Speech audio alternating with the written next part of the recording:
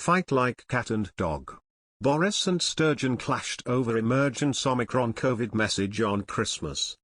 Nicola Sturgeon and Boris Johnson have clashed over their Christmas messaging following the emergence of the Omicron COVID variant. English ministers have insisted that, while people should take some precautionary measures over the festive period, it is important that they should also still enjoy Christmas. The SNP leader has, on the other hand, urged Scots to limit the number of people they choose to spend their Christmas with. She told the Scottish Parliament earlier this week that, while she is not asking anyone to cancel Christmas, we are asking that you limit the number of households represented in your group to a maximum of 3.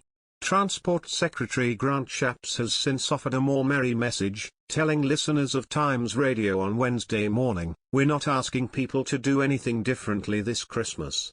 We're in a much better position than last year with the testing, the jabbing. People should be able to enjoy their Christmases in a way which just wasn't possible last year." English ministers agree with the Scottish First Minister that family members, or wider friendship groups should test before enjoying the festivities together this Christmas. Mr Raab added, in support of this message, "I'm not aware of any other major economy in the world that makes lateral flow tests freely available to all its citizens. But the line has been drawn there, for now." Scots, on the other hand, have been urged to cut down on socialising as much as possible. Ms Sturgeon argued that this was a proportionate response to Omicron, despite the negative impact on mental health and social well-being. Mr Raab said he was confident Englishmen and women will not be asked, never mind urged, to do the same. He said, "I think that, with some confidence, we can say that people are going to be able to enjoy their Christmas get-together with their friends and families." Data from South Africa, where Omicron first emerged, suggest the variant may be more transmissible but, significantly, milder than previous strains of the virus. Even before Mr Johnson introduced new measures in response to the reporting of 2 Omicron cases across the UK, top scientific advisers had made attempt to play down fears. Professor Callum Semple from the government's Scientific Advisory Group for Emergencies, SAGE, told BBC Breakfast, "This is not a disaster, and the headlines from some of my colleagues saying this is horrendous I think are hugely overstating the situation." Professor Sir Andrew Pollard, the director of the Oxford Vaccine Group, added on BBC Radio 4's Today programme that, despite Omicron, it is extremely unlikely that a reboot of a pandemic in a vaccinated population like we saw last year is going to happen. While Mr Johnson's position on Christmas mixing is more relaxed than that of Ms Sturgeon, reports suggest that the Prime Minister is considering introducing further restrictions in the new year. Mr Johnson could move from Plan B to Plan C, which could see vaccine passports extended further to include pubs and restaurants, along with the return of table service. Industry heads have warned of the dire consequences this would have on businesses already struggling with the impacts of previous lockdowns and restrictions.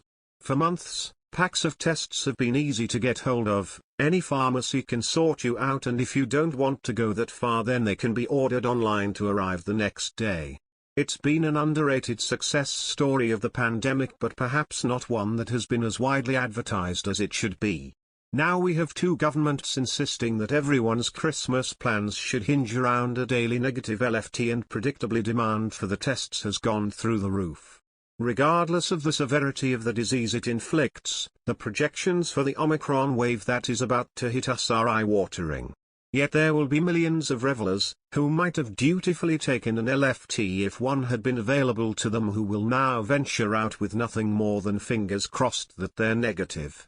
That makes the Omicron surge inevitable. In truth, the LFT shortage is just the latest in a series of missteps by those who govern us, and at the worst possible time. The revelations in the Mirror about a rash of rule-breaking Downing Street parties will have undermined public confidence and adherence to any new restrictions that may follow. But it isn't just number 10 that's undermining our public health response.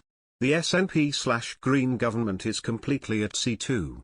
Last Friday the First Minister plunged the hospitality sector into chaos and uncertainty, by suggesting people might want to think about cancelling their office Christmas parties.